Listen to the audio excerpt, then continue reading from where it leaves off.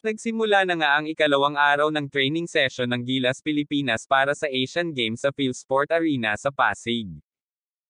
Yan ang pag-uusapan natin sa video na ito, kaya kung bago ka pa lang sa aking channel baka pwede ipakipindot subscribe button pati na notification bell para palagi ka updated sa mga susunod ko video. Salamat po. Nagsimuya pinagkibit-balikat ni Abueva ang thumb injury habang buo ang sigla ng Gilas sa pagsasanay. Sumabak ang Gilas Pilipinas sa ikalawang araw ng mga sesyon ng pagsasanay sa PhilSports Arena para sa Asian Games.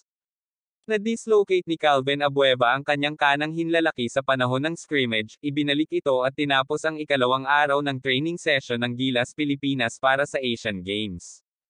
Ito ay naglalarawan ng pangako at nakakahawang enerhiya na nabubuo ni Abueva at ng iba pang bagong dating na reinforcement sa kampo ng Gilas. "I really like our energy," sabi ni Gilas coach Tim Cone pagkatapos ng 2 oras na pagsasanay sa PhilSports Arena. Mga manlalaro tulad nina Perk Perkins at Calvin Abueva at maging sina Oft Ana at Nusem na hindi naglaro, sila ay talagang nasa sabik na makasama sa koponan at mayroon silang mahusay na enerhiya. At ang enerhiya na mayroon sila ay nakakahawa sa lahat, sabi ni Cone. Si Pogoy, na nakikitungo sa isang hindi natukoy na medikal na issue, ay hindi na practice sa ikalawang sunod na araw at sumailalim sa mga pagsusuri, araw-araw. Sana makabalik siya bukas. Makikita natin. Humihingi kami ng pahintulot ng doktor. It's not an injury, it's a medical issue and as soon as he's over it, he'll join us in practice, sabi ni Cone ng TNT Sniper. Buong-buong ipinakita ang intensity ng Gilas returnee na si Abueva nang umakyat siya para sa offensive rebound sa pagitan ni Kawame at Fajardo. Ikinwento ni Abueva na nadulas ang bola at tumama sa kanyang hinlalaki habang tinatapik niya ito. "Maliit lang ito, wala namang dugo. Ibang level ito, national team ito, hindi mo na kailangan isipin kung ano injury mo. Bigay mo na yung best," ani Abueva, na nagtap sa apektadong hinlalaki, kumuha ng pain reliever at bumalik sa trabaho. "Okay naman, nagagalaw ko naman pero sore lang. Tignan natin. Kung medyo mano hanggang bukas ipapacheck natin. Pero wala ito. Malayo sa bituka." Samantala, nananabik si Brownlee na makaharap si Ronde Hollis Jefferson, ang import na tumulong sa TNT na mapatalsik ang Hinebra sa PBA Governors Cup, sa ASIAD. Si Hollis Jefferson ay nakikibagay kay Jordan, ang kalaban ng Gilas sa grupo.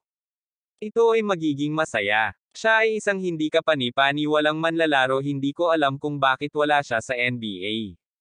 With his talent, skill set, dapat nasa NBA siya, ani Brownlee. Isang karangalan na makipaglaro laban sa isang tulad niya. Magiging mahirap kaya kailangan nating maging handa. Siya at si Jordan, naglaro sila ng maayos, nagkaroon sila ng ilang mahihirap na laro sa World Cup. Humingi ng ASIAD clearance ang Gilas para sa Perkins, Abueva. Humingi ng ASIAD clearance ang Gilas para sa Perkins, Abueva na nga ang ikalawang araw ng training session ng Gilas Pilipinas para sa Asian Games sa PhilSport Arena sa Pasig.